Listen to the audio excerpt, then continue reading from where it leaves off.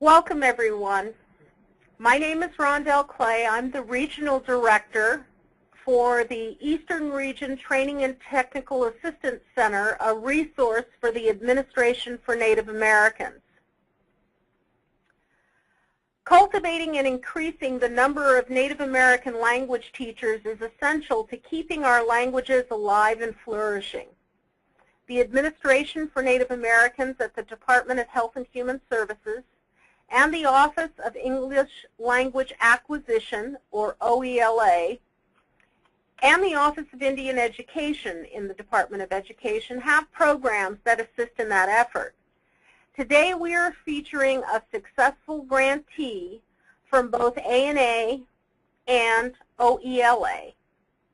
They're going to share their stories about their efforts to train the next generation of Native American language teachers. The Administration for Native Americans is a program located within the Department of Health and Human Services under the Administration for Children and Families. ANA serves all Native Americans, including federally recognized tribes, American Indian and Alaska Native organizations, Native Hawaiian organizations, and Native populations throughout the Pacific Basin. ANA promotes self-sufficiency for Native Americans by providing discretionary grant funding for community-based projects and training and technical assistance to eligible tribes and Native organizations in 3 program areas: social and economic development, Native languages, and environmental regulatory enhancement. For more information about the Administration for Native Americans, please visit their website, www.acf.hhs.gov/ANA. What you see on the screen right now is a picture of the homepage for the Administration for Native American website. They have a lot of great information on the site, and as a matter of fact, all of their weekly webinars are under the events section. The recordings, links to the recordings are also included on the site, so please take advantage and take a look at the site. The other agency that we're featuring today is the Office of English Language Acquisition. What you see on the page is a copy of their homepage, and you'll also see their website address there. The mission of the Office of English Language Acquisition, Language Enhancement, and Academic Achievement for limited proficient English proficient students is to provide a national leadership to help ensure that English learners and immigrant students attain English proficiency and achieve academically. The office identifies major issues affecting the education of English learners and assists and supports states and local systemic reform efforts to improve the achievement of learners. As I mentioned, hosting this webinar is the Eastern Region Training and Technical Assistance Center. The Administration for Native Americans has 4 regions. The Eastern region covers North Dakota to Texas and everything east. Each region has its own website, and what you see on the front of the page here is the Eastern region website. You can visit any of the other regional websites by going to the ANA webpage and clicking on the Training and Technical Assistance tab. And over on the side of the page, you'll see the contact information for each of the different regions that ANA has. ANA holds weekly webinars on a variety of topics, including ACF initiatives, program success stories, like what we're going to be doing today, application development. Webinars are generally held every Thursday from 3 to 4 p.m. Eastern Time. Today is an exception. Unfortunately, this webinar was originally scheduled for October 17th, And with the government shutdown, we were unable to hold the webinar as originally scheduled. So we thank you all for being patient and appreciate the fact that you're with us today. As mentioned earlier, and what you can see on the screen is the website for a full listing of the webinars that ANA hosts. There will be a webinar tomorrow. I'll tell you a little bit more about it at the end of the presentation. I would like to introduce Dr. Livia Gill, who is the Assistant Deputy Secretary and Director of the Office of English Language Acquisition. President Obama named Livia Gill Assistant Deputy Secretary and Director of the Office of English Acquisition on September 9th, 2013.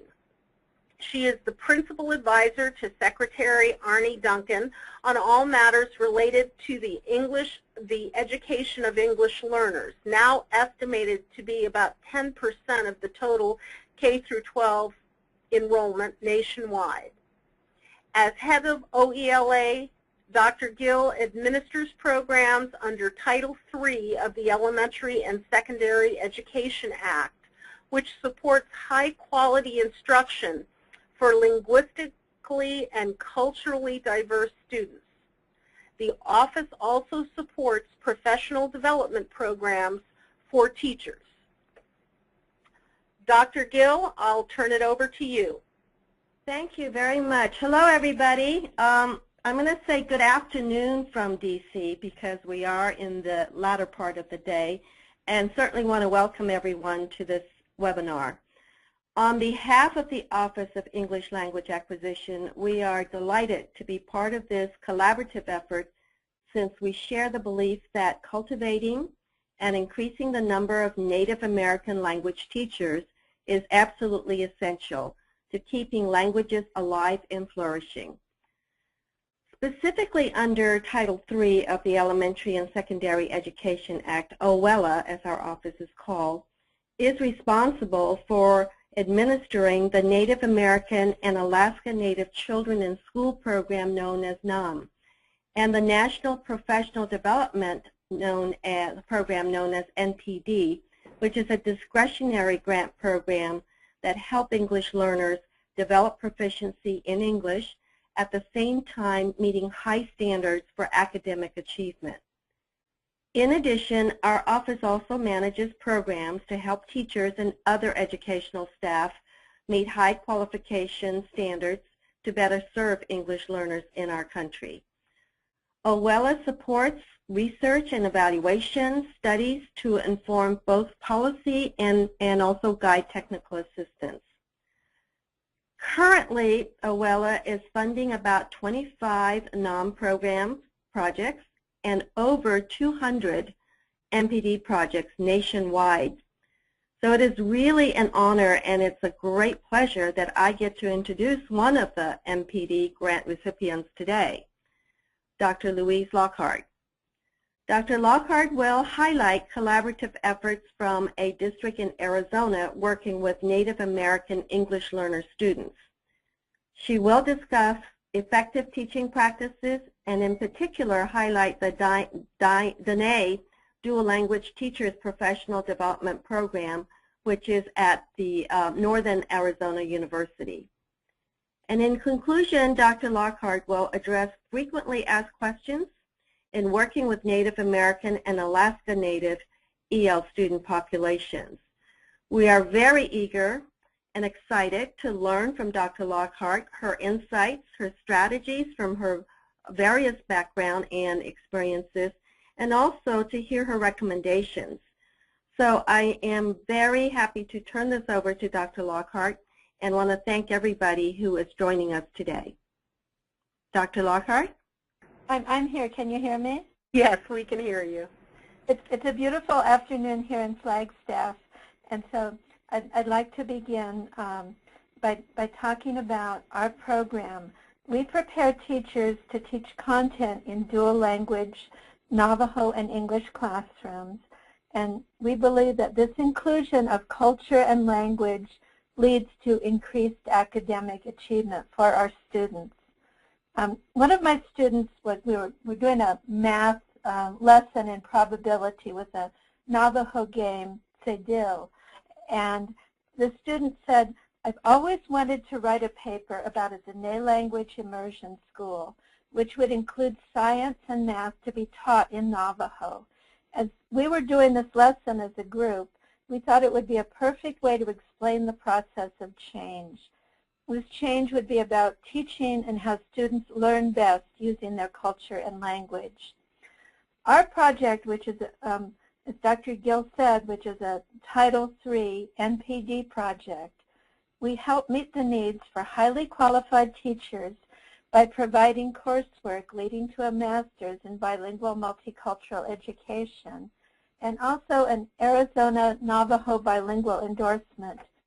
And we have 40 teachers in our project. We want teachers to have high academic achievement. The Navajo Nation had set a goal in 1988, and let me quote from the Dene Nation. This focus furthers the Navajo Nation education policy. The Dene language is an essential element of the life of students and culture and identity of the Dene people. The Dene Nation recognizes the importance of preserving and perpetuating that language for the survival of the nation.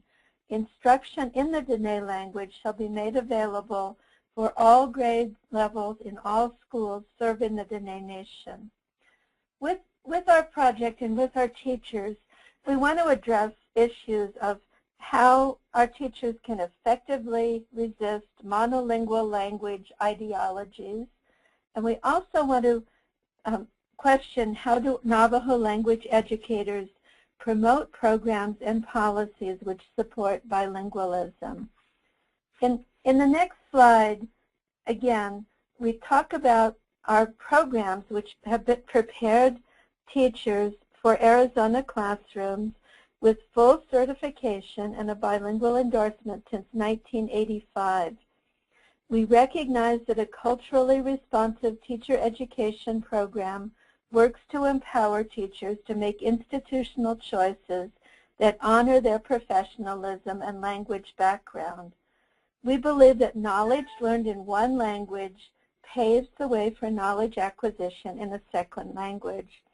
I'd like to quote Jim Cummins here, who writes, in social situations where there's likely to be a serious erosion of the first or minority language, there's a need for the development and maintenance of the language if intellectual performance is not to suffer. We use research in professional learning communities, and we believe that social interactions, interpersonal relations, classroom communications, and technology support the success of our teachers. We use a variety of technology to deliver courses, including video conferencing, traveling to classrooms on the reservation, which are established by our university, and then in the summer bringing our students into the campus where they stay for 2 weeks and where the classwork is integrated with our American Indian Language Conference in the summer.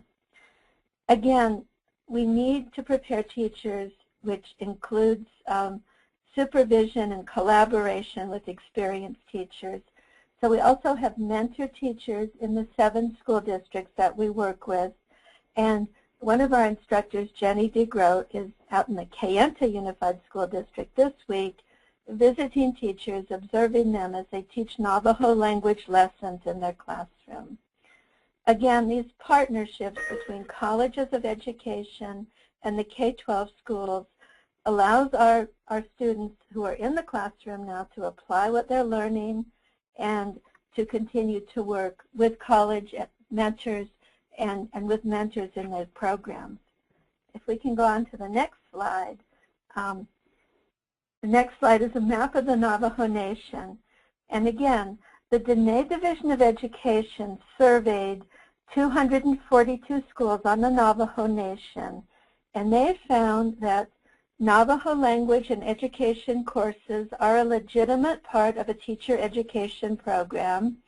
They found that students preferred courses delivered on site, and they found that local schools report a need to retain and graduate our teacher education candidates.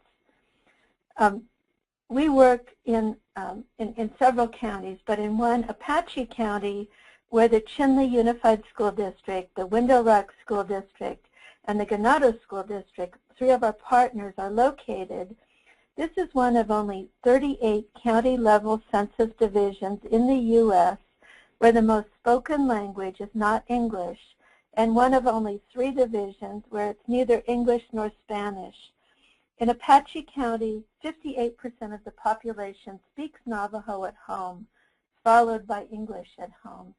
So our teachers work in communities which are rich in resources for language learning and language revitalization. If we can go on to the next slide. Next slide. We want to increase the number of highly qualified Navajo bilingual teachers in each of our K-12 sites. And we want to also make sure that these teachers are retained in the LEA 3 years after completing the project. One of the measures that we look at, we've recently become accredited by TESOL and CATE. So students prepare a portfolio at the close of the master's program, and we look carefully at the portfolio to see if indeed the teachers have integrated our coursework, which includes methods, assessment, a fieldwork component, a foundations class, and foundations courses in research and educational psychology and child development. So when we work with teachers who are completing their master's degree, we continue to follow their progress for 3 years within their classrooms, and we also continue to invite them to our summer conferences. This December, we're graduating 12 of our candidates with a master's degree. One is working as a math tutor. One is working in a community language program in Kayenta, where she teaches a weekly class for parents and healthcare professionals and for classroom teachers who are interested in improving skills in the Dene language. One works in an after-school program to work with parents and with students in the immersion school to help them improve their skills in writing. The majority of our graduates, and this has been the case over the years, work in mainstream classrooms in Arizona public schools, where they integrate the teaching of Navajo language and culture across the content curriculum. If we can go on to the next slide. In the next slide, I want to focus on one of our schools, the Puente de Hojon Bilingual Immersion School, which is here in Flagstaff. And we work with the Flagstaff district. It's the only district in our project which is both on and off the reservation. It's a border town school, and the Puente de Hojon School is actually off reservation here in Flagstaff. And I quote these statistics about student achievement because I strongly believe that when we include the culture and language of our students in the curriculum, that this leads to increased academic achievement. On the spring 2009 Ames reading test, students in the Dene Immersion Program at Puente de Hojon outperformed their Native American peers who were taught in English-only schools in the 4th grade. This was a gap of 80% passing in the immersion school compared to 56% passing in mainstream schools. This continued in grade 5 with 63% passing compared to 55% passing in mainstream schools. And in 6th grade, 67% passing compared to 59% passing. On the Ames math test, students in the immersion program again outperformed Native American counterpart students in the English-only program. In 5th grade, the gap was 63% compared to 54%. In grade 6, 67% compared to 53%.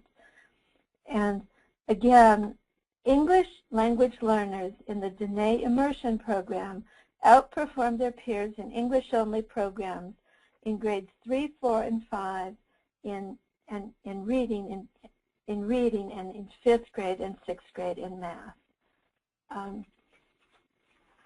If we can go on to the next slide, I'd also like to highlight another one of our partner districts, which is the Chinle Unified School District. This is actually the largest district that we work with the most graduates from our program this December. It's also the district where my own children started 1st grade, so I'm very proud to have worked in the Chinle Unified School District. I'd like to quote from the presentations of a couple of our December graduates. One is Rhonda Thompson, who is a grade 5 teacher. Rhonda Thompson says, "We have a caring staff at our school who know that offering the best education to Navajo students is up to us. We are the experts." And one of her classmates, Virginia Young, who teaches at Mesa View Elementary School, which is also in Chinle. And I highlight Virginia because Virginia graduated from the Dene College program with her bachelor's degree and was featured on the cover of Tribal College Journal in 1998 when she received her bachelor's degree. Virginia has worked as a 1st grade teacher in the Chinle School District since she completed her degree. And for her final project, Virginia interviewed parents at Mesa View Elementary School about their attitudes towards the teaching of Dene language and culture in the school. And I'd like to quote from Virginia. Virginia says, "They stated many solutions to the barriers of learning and keeping the language. With the data I gathered, I believe that as educators, community members, and parents, we need to make room for teaching and promoting the Navajo language in our schools. As a mother, grandmother, and educator, I need to promote and validate our language." She quotes from Dan McLaughlin, who is an educator at Dene College. And Dan suggests that those of us in schools cannot stand by idly watching the profoundly negative effects of language shift on our students. We can and must offer Navajo language choice for parents who are interested in Navajo for their children. To do this, what we must do is figure out locally how we can utilize school resources to make meaningful, lasting connections to the communities that we serve, and to utilize oral and written Navajo to facilitate the development of local knowledge, language, and resources in this process. And then going back to Virginia's own words, I would like to close with Virginia's words. "Throughout my study, I realized that our schools are mainly focused on achieving reading and math scores. Other subjects are no longer important. I realized that the 1st grade parents at Mesa View Elementary School want the Navajo language taught to their children. Within the years I have been teaching, I've always wondered how young parents felt about the use of the Navajo language. The need for the language is there, just as some parents voiced. They are unable to speak the language well, so they are unable to teach their children. Parents do want the Navajo language being taught in my classroom and the other 1st grade classrooms."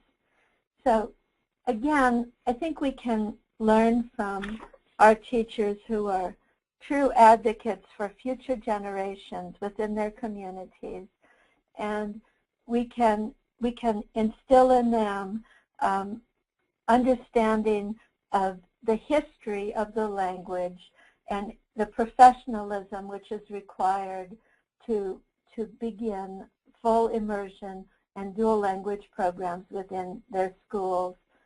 I believe that teachers need information about successful program models, teaching strategies and materials, and teachers need to discuss funds of knowledge in their communities which motivate parents to transmit their language and culture to their children.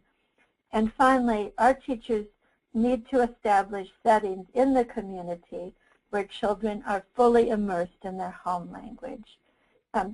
Thank you very much, and I would be very happy to respond to questions at the end of the presentation. Thank you so much, Dr. Lockard. You have a very, very interesting project. We'd like to move on now to an Administration for Native American grantee. Our ANA project presenter today is Terry Kinsey. Terry is the Sauk Language Program Coordinator for the Sauk and Fox Nation of Oklahoma. Terry has been with the Sauk Language Department for the last 4 years.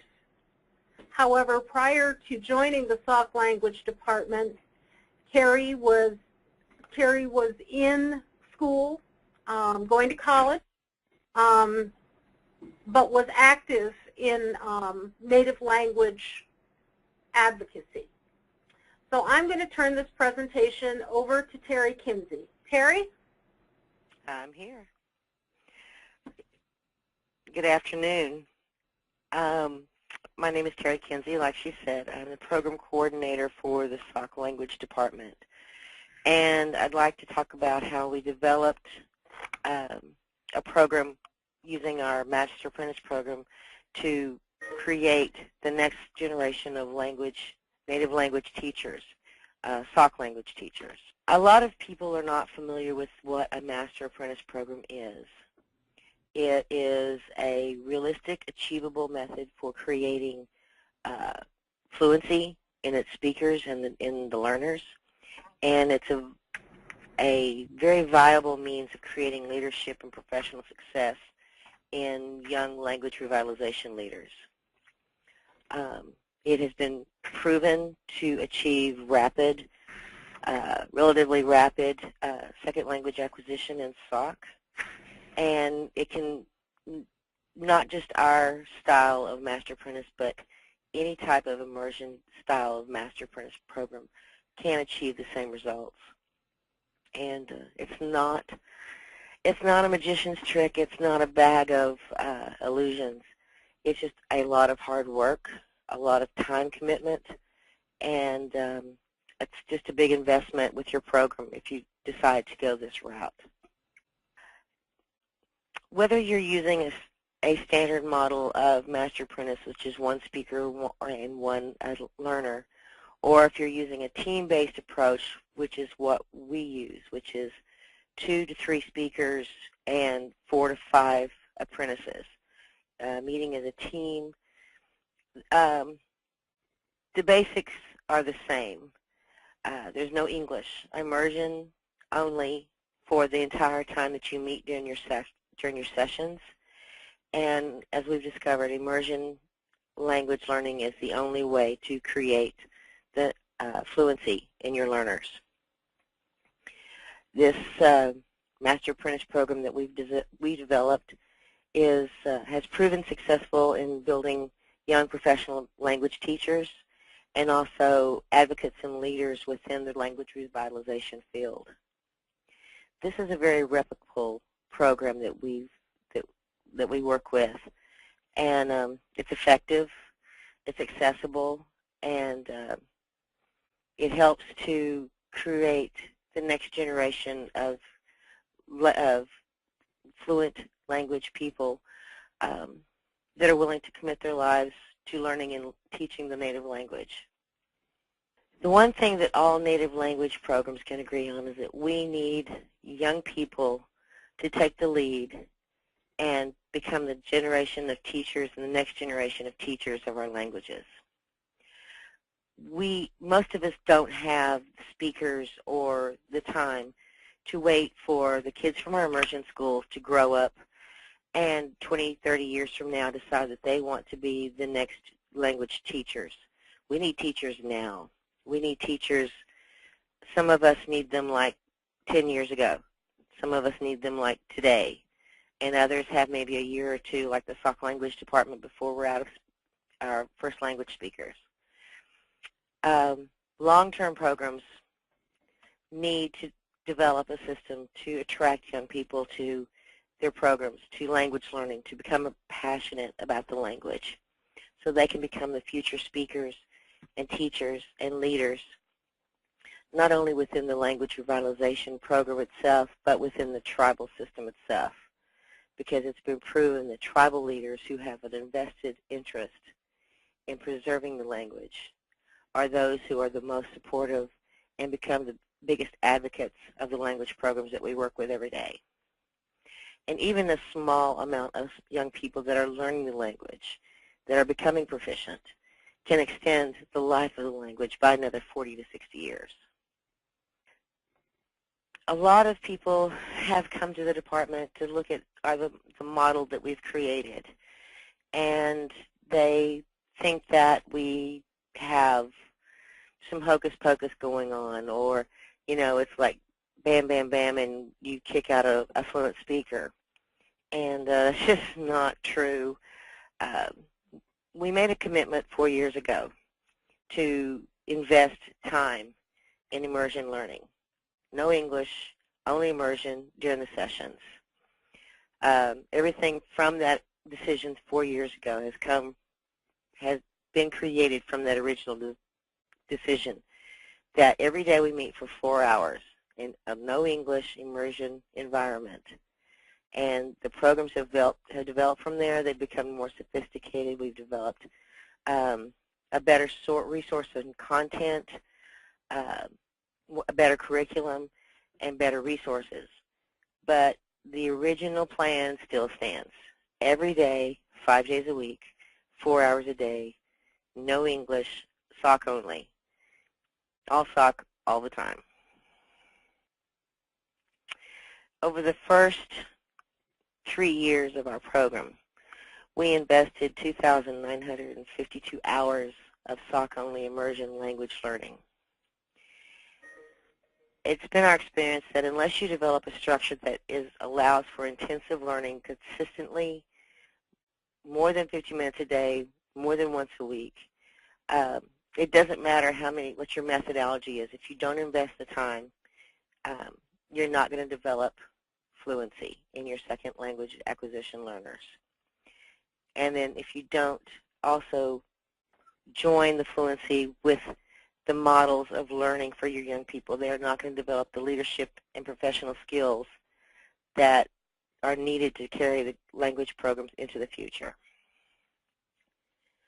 We have discovered that sustained immersion is the only effective method for creating new speakers. For it to be effective, there must be a minimum of 15 to 20 hours per week in a no English learning environment. Plus, we also take the learning outside of the classroom and into the community to use real-life situations that kind of sets up real-life environments for where the language should be living at in the first place. You can't talk about your language in English and expect to create fluency. You can't create fluency through writing about your language or through linguistic, phonetic study of your language. And even though we are strong advocates of putting native languages into the public schools, you can't create fluency in a single class period once a day for 5 days a week. That's just not going to happen. This diagram pretty much sets what a Master Apprentice program should look like. You set your schedule between your master and your apprentice, either one-to-one or as a team where you have several masters and several apprentices.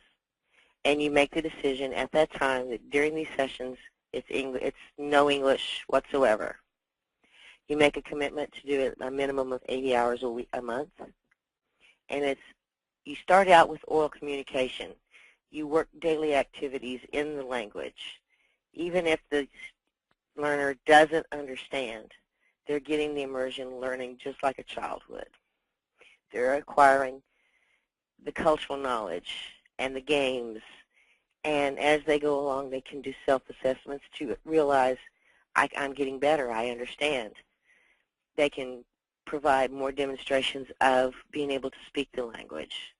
They set small goals for themselves.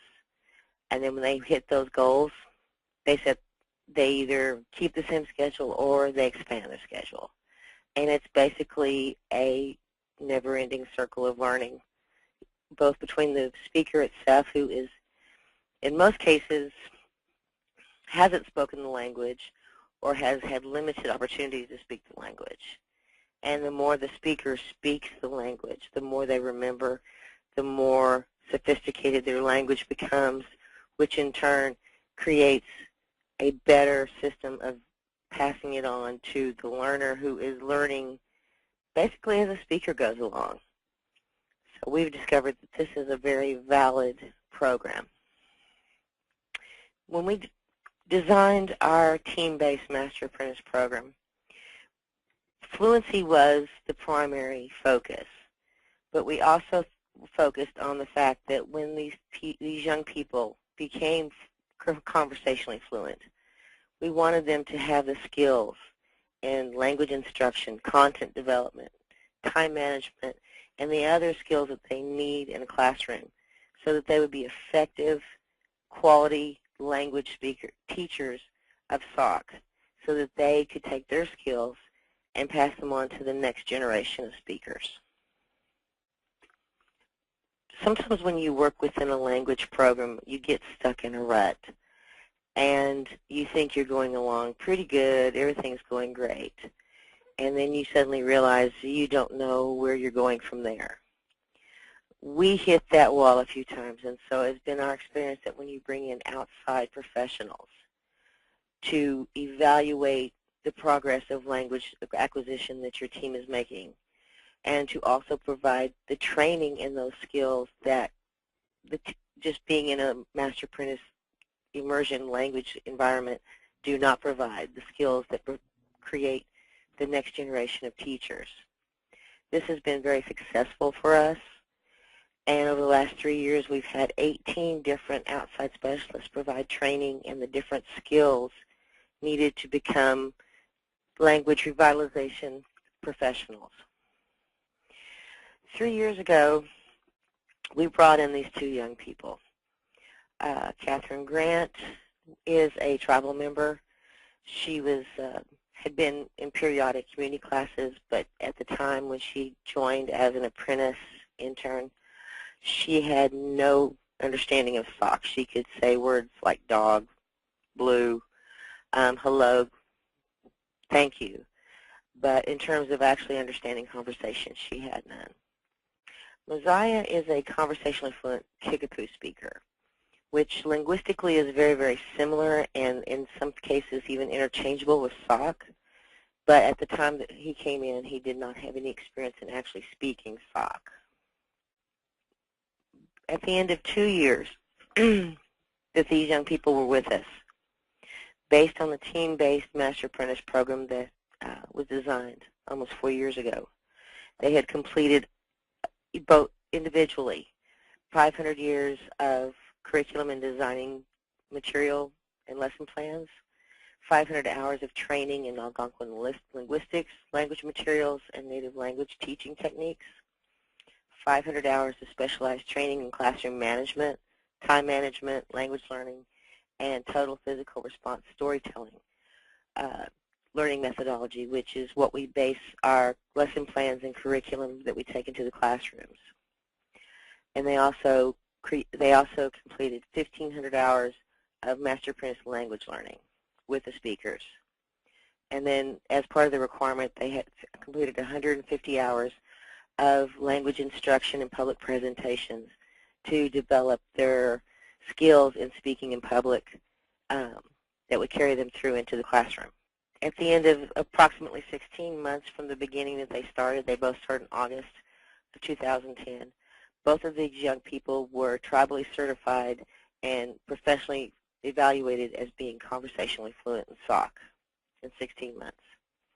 In August of 2012, Mosiah Blue Cloud became the first Sauk language public high school instructor to teach Sauk.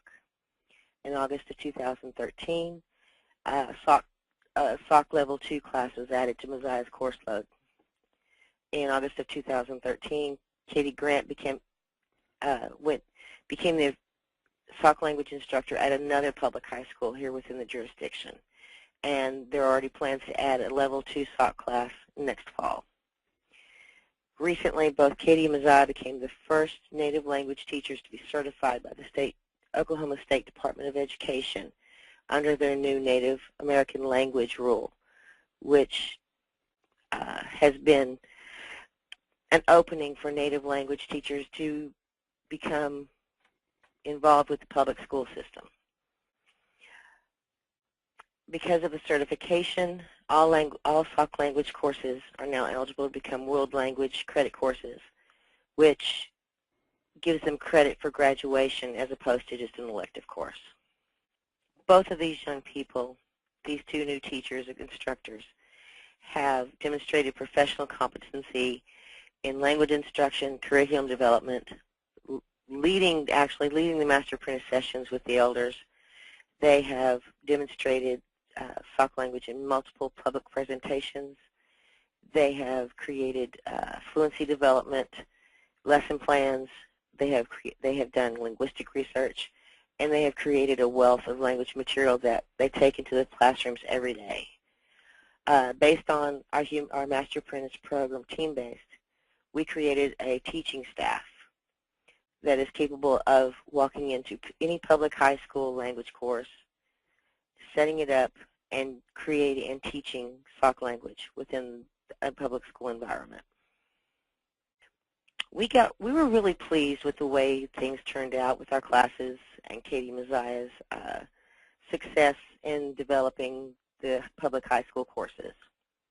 And we decided to take that success and go looking for more young people to bring into the Master Apprentice Program.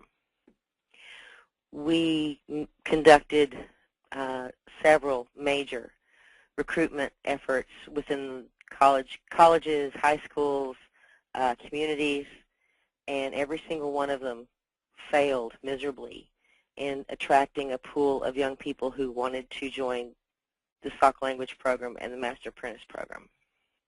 Using a very, very informal method of feedback, we showed that there was 3 reasons why we cratered so badly. The potential pool of college-ready graduating high school seniors is simply too small. We all know the statistics for American Indian graduation rates. And to find those kids that are ready, willing, and able to go to school, to college, past graduation, high school graduation, is very slim indeed. But the most important thing we discovered was that very few young people that don't have a connection to the language, that don't have a connection to language learning or an interest in learning the language at the time of high school graduation, do not feel that this is a viable career path for them. They can't see themselves in this position because it just isn't relevant to them. And at the time, there was no existing network of institutional structures that supported these kids to prepare for it. Based on the dismal failure of our past recruitment, we came up with the plan, a 3-level recruitment plan that is a sustainable cycle of producing the next generation and the generations past that of the next fluent Sauk speakers. We decided to base this program on the public high school classes. One, because it illuminated a lot of the challenges that trying to recruit outside of the classes threw up at us. One was transportation. We didn't have to transport them, they were already there. We didn't have to, they were already in class, in school, we didn't have to compete with extracurricular activities. Plus, we could provide them the carrot of school credit, high school credit to take these classes. as opposed to taking French or Spanish or German or another class that most of these kids said were irrelevant to them. This 3-level program is our effort to create a sustainable cycle of professional native language teachers and native language revitalization workers. This diagram pretty much shows our program. Everything is based on our Master Apprentice Program and our Immersion Language Learning. We start at the top with our world language courses in the public high school. The kids from those high schools are recruited into the level 1 internship, youth internships, where they come during the summers while they're still in high school, and they take intensive language learning for 6 hours a day, 5 days a week, for 8 weeks. They go back in the fall.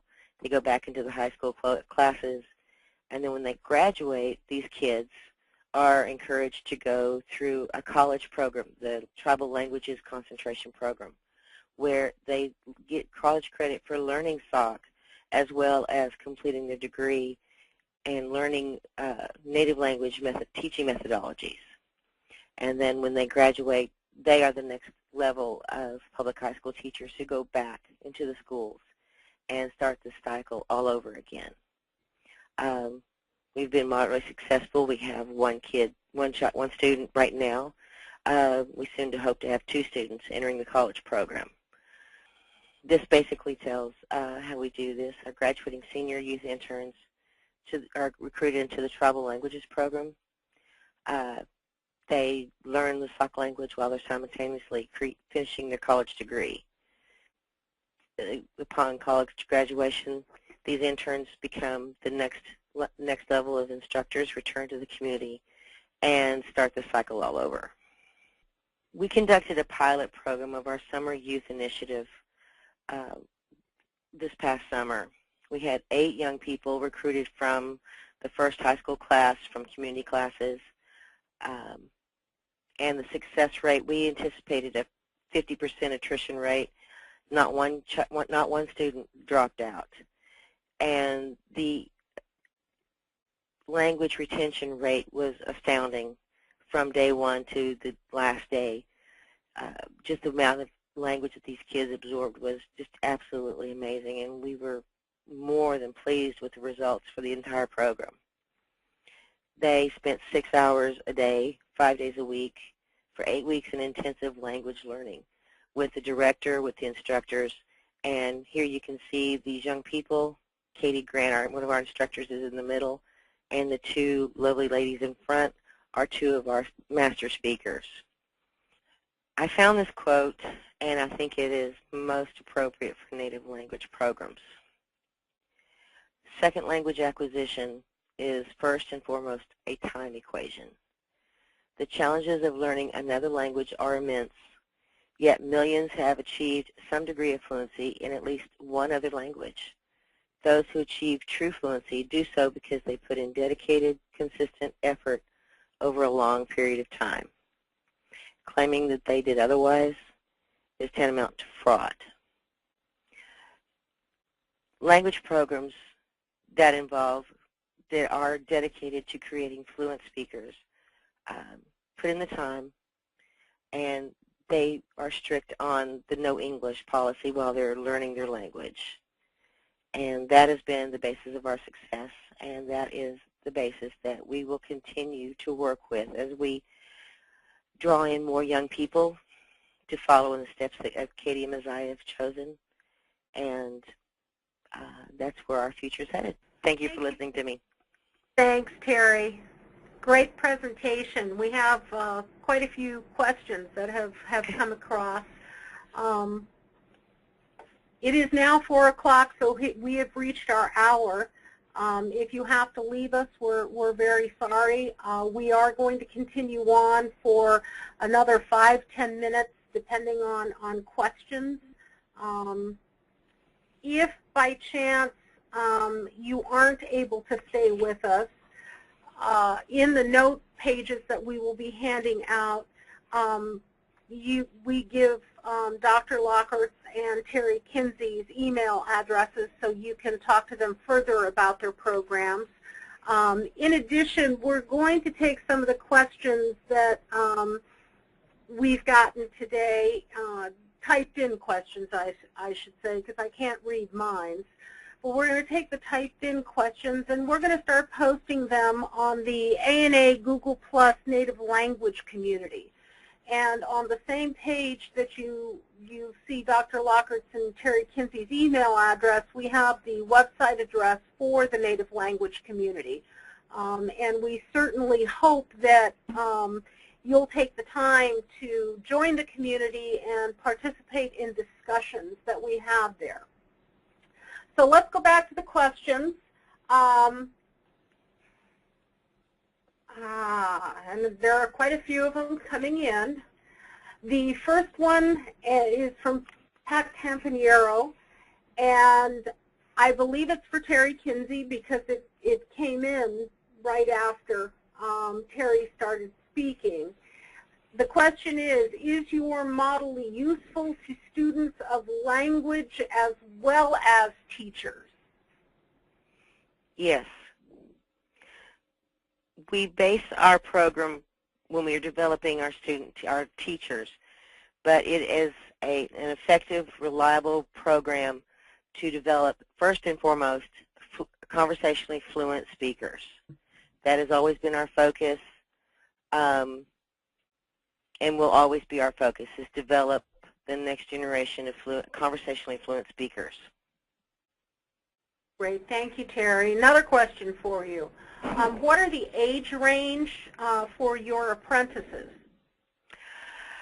The ones that actually come to the program and work full-time are 18. Katie was 18 when she joined us, and Mosiah was 19 or 20, I believe. And they worked as full-time apprentices. They worked with the program every day. Now, our youth that we have internships with during the summer, they're anywhere from 9th grade, which is 15, to 18. Okay, wonderful. Another question for you. Are the trained instructors teaching at the high school level only, or are they also teaching in elementary and preschool levels?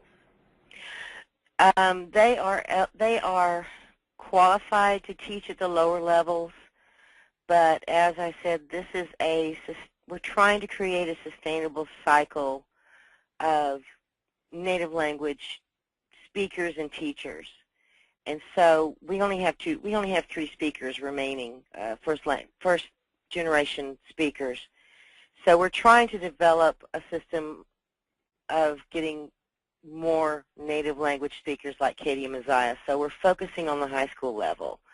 Those kids that are those students that are closest to coming out of high school and going into college.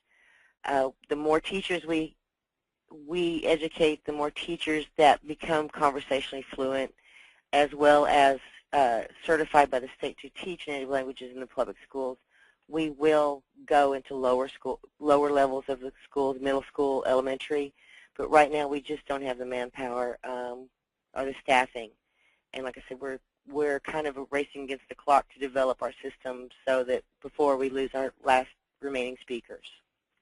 Great. Thank you, Terry. Now I have a question that is actually for both of you ladies. And Dr. Lockhart, why don't we start off with you first? The question is, native language teaching training, what does it look like? Is there a methodology training that is specifically native in design? You know, I work with Navajo specifically, and I would say that, you know, for Dene language teachers, the language teaching needs to be something that includes the oral tradition, which is the way that language has been taught in the past. Jenny DeGroat, who teaches our methodology class, uses the TPR methodology, which she has taught classes in for many years at the University of Arizona at the American Indian Language Development Institute. So in terms of teaching the Dene language, we need to return to the tradition of the Navajo culture and the way the language was taught and the way the language is taught now in the home. Carrie, do you have anything to add? I just want to agree with some of the things that she just said. We also incorporate TPR and TPRS teaching methodology for language. We've discovered that that is a very effective methodology for teaching native languages. I realize that other language teachers use it as well, but for us that works very well. And we always start, the teachers always start with oral communication. Writing comes later. But the kids have to learn to speak the words before they can actually write the words. And that is the way that small children are taught in any culture, is that they're taught to speak first and then they're taught to write. So native language teaching is much different than teaching a European or Slavic or any other language, in that the closer you can stay to the original culture of the language, the more effective it is as a instrument for learning the language. Great, thank you, Carrie. We have another question, and this is actually can be addressed by either one of you or possibly both of you. Are the TPRS lessons available so that I can use them as a template? I've developed some lessons, but it would be great to see other examples. Do either one of you have some set templates that you might be able to share? Go ahead, Terry. You go first. I was just thinking, we have been doing videos for the last month, and we will have them up on our web page soon. I think sometimes if you can actually see the lesson and hear it, it's, because it is an oral lesson, it helps to just use that video method. But we're not quite there yet, so I'll turn it over to Terry. We have lesson plans that are based on the TPRS. As for templates, we took from the National TPRS Convention, they gave a lot of templates out, and we converted them into a more culturally connected Sauk Language TPRS, and that's where our teachers learn to develop their lesson plans, is based on that. So that's Great. where I would go to start was with them. Super. Thank you both. Terry, have you found any unexpected benefits with young people as a result of learning their language? Actually, we found some amazing things.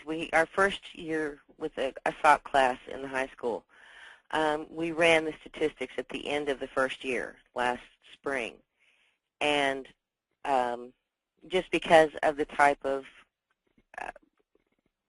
population, the students that were attracted to the class, which are mostly Native American kids, of course a lot of them were going to be what they consider high risk.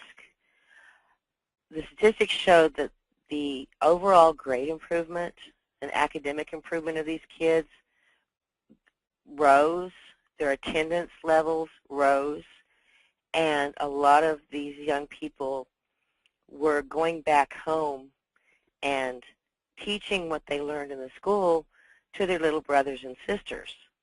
And the younger brothers and sisters were coming up and saying, when I get in high school, I'm going to take this class. And I already know how to say da-da-da-da-da. And it was just really positive and really was an excellent feeling that these kids were not only earning a high school, credit, elective credit, but it was reaching past the classroom into their entire academic life and even into their family lives.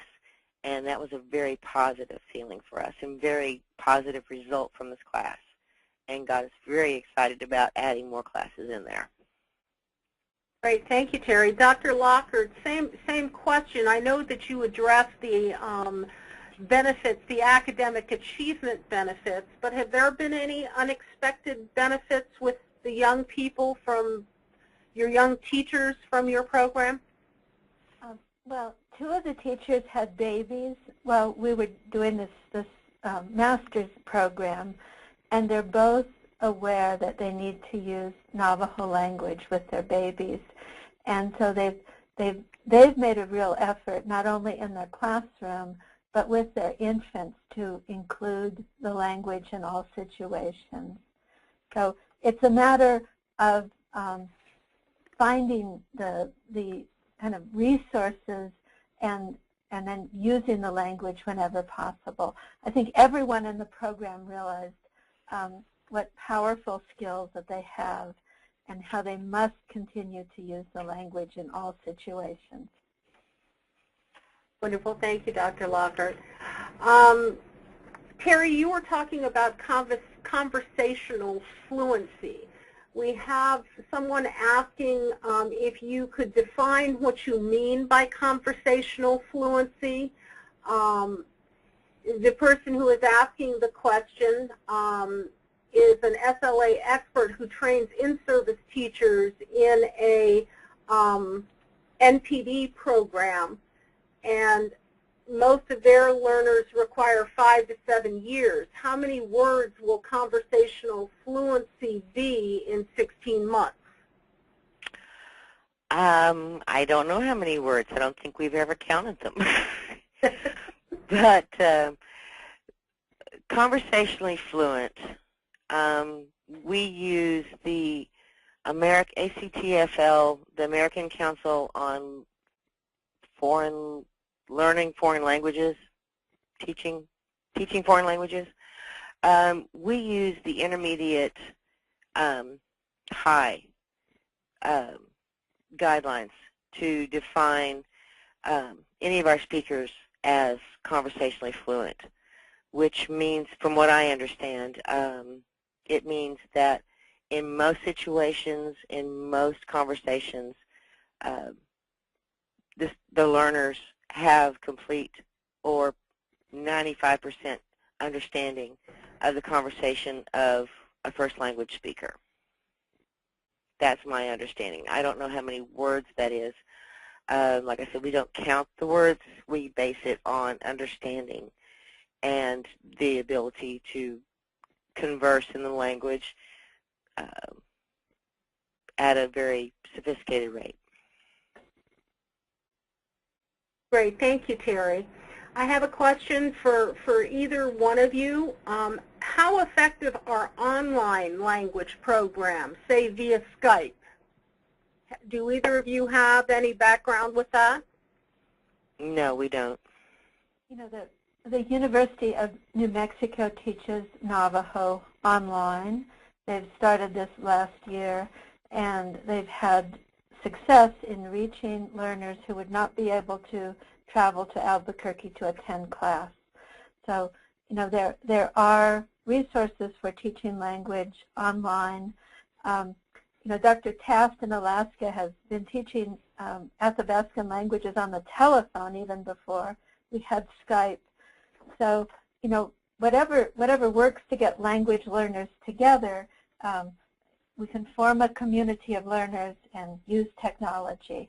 Things always work better face-to-face, though. I agree. Thank you.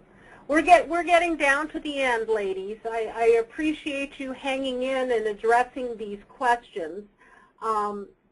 I do have one gentleman who is wondering, Timothy Fish, whether he can receive a lesson plan that your programs use so they can use them as a template. Yes, have him email me and I will get him one. And I'll send him one too. We do have some lesson plans if I have his email, or he can email me. Okay, we'll have him email you. I'll put your address back up on the screen in a few minutes. Thank you both.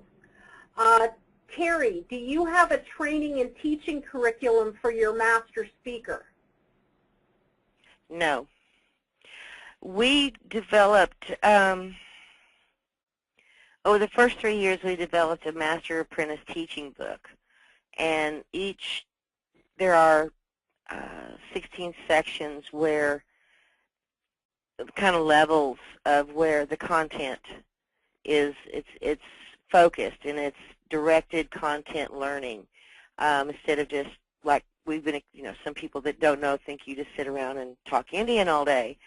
But in our Master Apprentice sessions, there's actual a focus on certain content, certain subjects, past tense, present tense, and I'm not a linguist, so I can't go past that.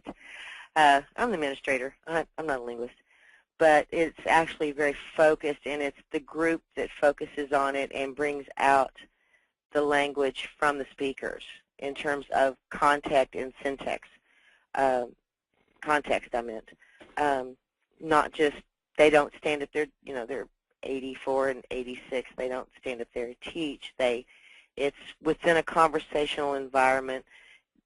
The content is brought out and worked on and fussed about, and that's how the language learning comes in the usual context of conversation.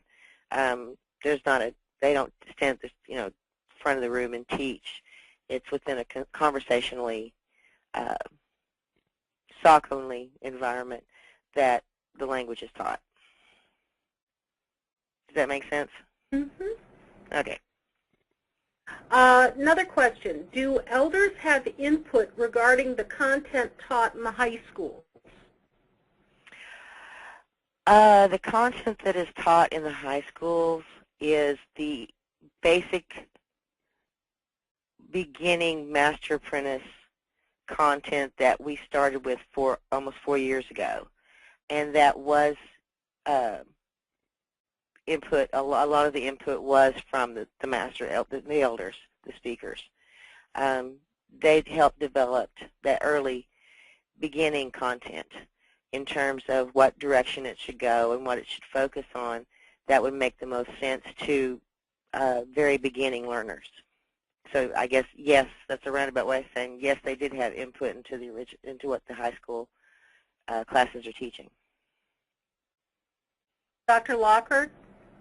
Yes, we have a number of programs in high schools around the Navajo Nation, and one of the, many of the teachers have developed their own curriculum based on their resources within the community. In the Window Rock schools, they actually do a partnership with the Immersion School, and so high school students develop a unit and go and teach it with students in the Immersion School. As far as textbook-driven curriculum, the textbook Dene Bazad Ben Ho'ah, which is written by Dr. Evangeline Parsons Yazzie, who teaches Navajo here at NAU, was developed with a group of elders. She met with a group of elders over a period of 3 years to develop the themes for the curriculum and to edit the textbook. Okay, wonderful. We still have quite a few questions to go, but I have kept you all on here for 20 minutes longer than anticipated. I do appreciate both Dr. Lockhart and Terry Kinsey answering as many questions as possible. We're going to cut things off now. Like I had mentioned before, those of you who didn't get your questions answered, we are going to use some of these questions and post them up on the ANA Google Plus language community, native language community, and hopefully that'll not only get you, feedback from our presenters, but also from other native language professionals across the country. In addition, as you can see on the screen, we have Dr. Lockhart's email address, louise.lockhart@nau.edu. So for those of you who had questions of her or wanted copies of lesson plans, please contact her directly. And then Terry Kinsey's email address is language@saukandfoxnation.nsn.gov. -NSN. Thank you. Hyphen. You're welcome. Again, we'd like to thank you for your participation in today's webinar. We're sorry we couldn't get to all the questions, but we will hopefully, once you get the note pages, if you haven't gotten them already, you'll be able to contact our presenters and get more of a personal dialogue going with them. For those of you who are interested, ANA is conducting another webinar tomorrow at 3 p.m. entitled Project Implementation Series Part 4, Continuations and Grant Amendments. So if you want to learn about submitting continuation and grant amendments for your ANA grant, then please join us. If you go on to the ANA website under the events page, the registration link is there. So thank you very much, everybody. We appreciate your participation. Have a great afternoon. Goodbye.